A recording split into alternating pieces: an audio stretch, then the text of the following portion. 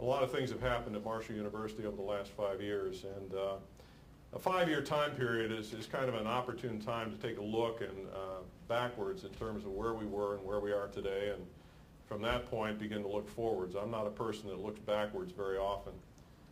It gets you in a lot of trouble when you do, but it's something I'm very proud of, and the people that work very closely with me, as well as people across the university, are very proud to see what's happening at the university. To begin with, there was an economic impact study commissioned by the Higher Education Policy Commission this year, and it was for the year 2008, fiscal year 2008. And if you recall, in 2005, we did an economic impact study, and Marshall University had about a $550 million economic impact annually in the greater Huntington area and across the state of West Virginia. Well, in 2008, that economic impact tripled to $1.5 billion.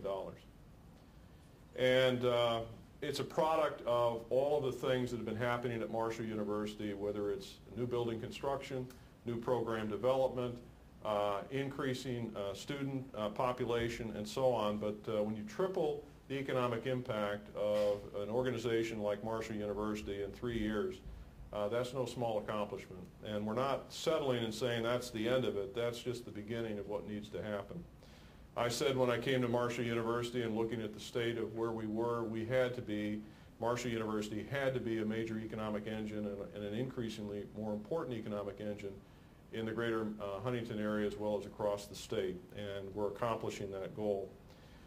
If you look at the impact from the point of view of state investments, every dollar that the state invests in Marshall University in state appropriations, we turn around and return over $20 back to the state in terms of economic impact.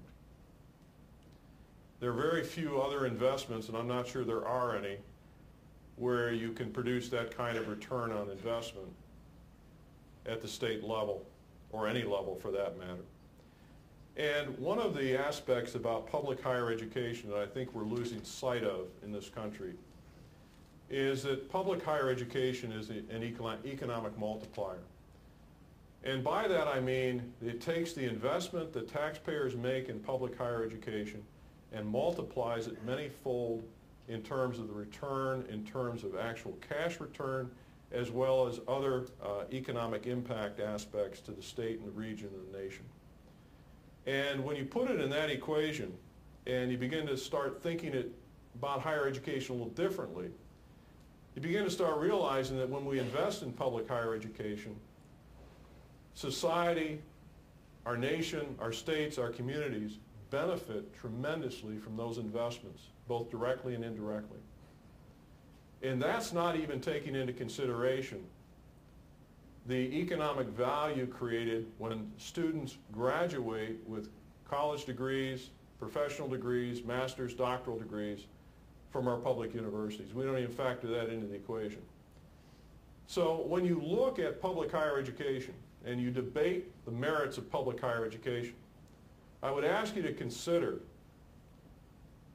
that if we approach it from the point of view of the ability of public higher education to multiply those investments and return far more back to our local economies, our state economies, our national economies, both in terms of monetary value and social value, it's hard for me to come to the conclusion that we shouldn't be investing more. We should not invest less, we ought to invest more. And it's not, I didn't come here tonight to say, you know, we want more, but the bottom line here is we need to change the public discourse about higher education, especially public higher education, to deal with the facts. And the facts are that public higher education returns far more to our society and our economy than is ever invested in terms of public dollars. And that is a phenomenon that I think is very, very important for us to pay attention to. I'd like to close by mentioning something that has really been a driving force in our development.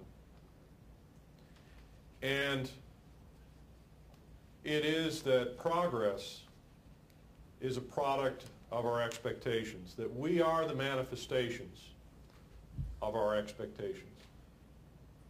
We as a university and we as individuals are a product of those expectations. We have set very high expectations for Marshall University.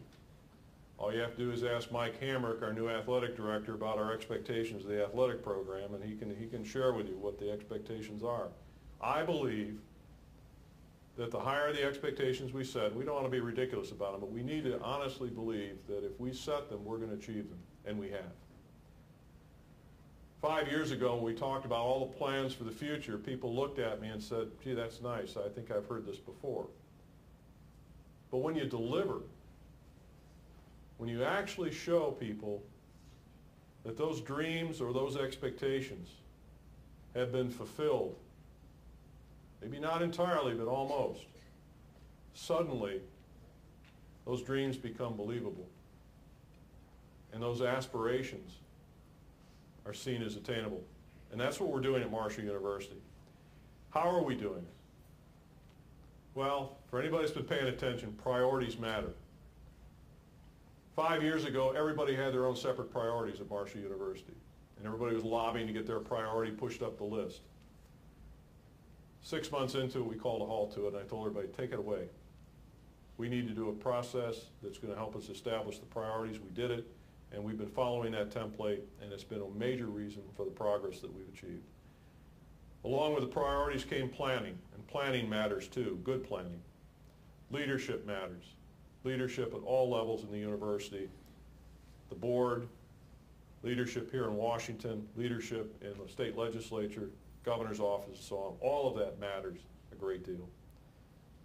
Teamwork matters. All of us working together on the same initiatives, the same goals, all realizing that if we achieve those goals, the goal that I really want to achieve is down the list, and we're going to get to it, and we're going to work on it down the road. And lastly, relationships matter. All of you people that are here tonight are part of the relationships that are the bond that is Marshall University. Whether you're an alumnus, whether you're a friend, whether you're a staff member in the congressional offices, whatever, you mean a great deal to us. And one of the, in my opinion, most distinctive aspects of Marshall University is that people at Marshall University really, really do matter. It's not just words, it's not just sayings, it's in the hearts and souls of the people of Marshall University that people do matter, our students do matter, and we show it in how we care for the people that we care about who are part of our university, part of our community, part of our state, part of our nation. And that truly, in my opinion, is one of the things that sets this university apart and is a part of the fabric, and also one of the reasons that we've been able to excel and make the progress we've made.